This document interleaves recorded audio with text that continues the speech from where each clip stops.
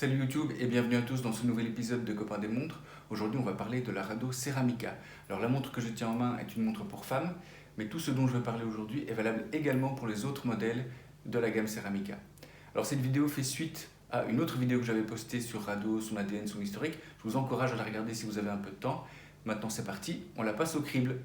Nous voilà dans le vif du sujet. Alors pour la petite histoire, c'est la montre de ma compagne. Elle avait flashé dessus il y a quelques années et puis lors de la naissance de notre premier enfant, je me suis rendu en bijouterie. Mais là, mauvaise nouvelle, le bijoutier m'annonce que cette montre n'est plus au catalogue car elle a été redesignée en 2016. Heureusement, il a pu en recommander une qui restait encore quelque part en Suisse. Et donc elle est arrivée neuve quelques jours plus tard. L'histoire de cette montre commence en 1986, lorsque Rado sort la première montre en céramique, donc un matériau résistant aux rayures et qui est hypoallergénique. À l'époque, la montre présente un design assez épuré, et en fait c'est là toute la promesse de la gamme Ceramica en général. Au niveau des mensurations, on est sur une montre assez petite, avec 20 mm en largeur.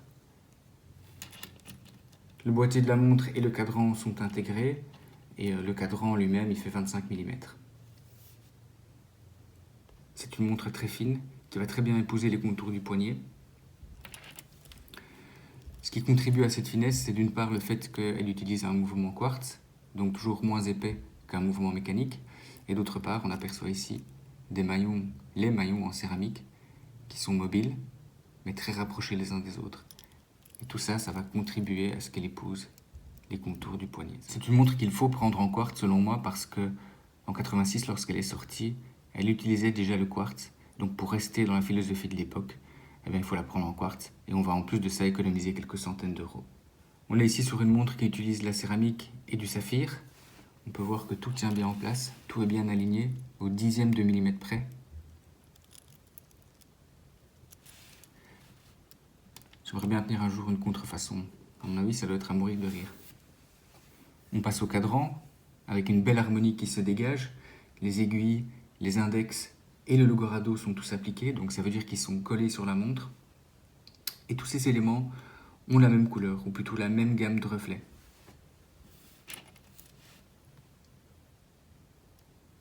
Les aiguilles sont de type miroir, donc ça veut dire qu'elles ont un revêtement en miroir. Et ce revêtement, il est même un petit peu bombé. Voilà, ça rajoute un effet de lumière supplémentaire. Ces deux aiguilles, au niveau de leur axe, eh bien, elles sont surmontées d'une petite bulle, une petite bulle brillante, qui va contribuer à la légèreté et à l'impression de flottement, et qui va améliorer encore le design épuré de cette montre.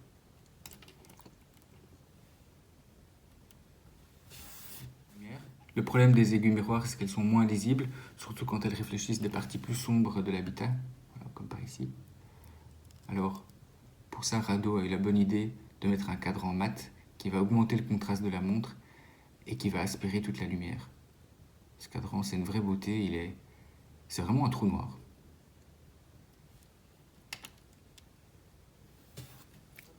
La couronne de la montre est située à 3 heures, son maniement est extrêmement facile. Du reste, c'est une montre qui ne propose pas de complications, elle donne l'heure, et c'est tout, elle le fait bien. Au niveau du fermoir, c'est un fermoir en titane. Donc le titane, c'est hypoallergénique et c'est léger, c'est un métal.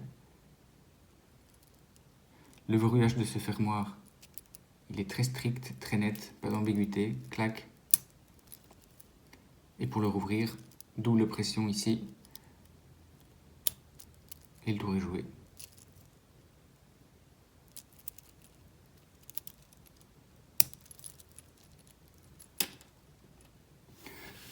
C'est une montre à quartz et avec la pile neuve, vous êtes parti pour 2 à 3 ans. Ensuite, il faut l'amener chez l'horloger et là, il va vous proposer de refaire l'étanchéité. Donc moi ici, je ne l'ai pas fait parce que c'est pas une montre qui a pour vocation d'aller dans l'eau.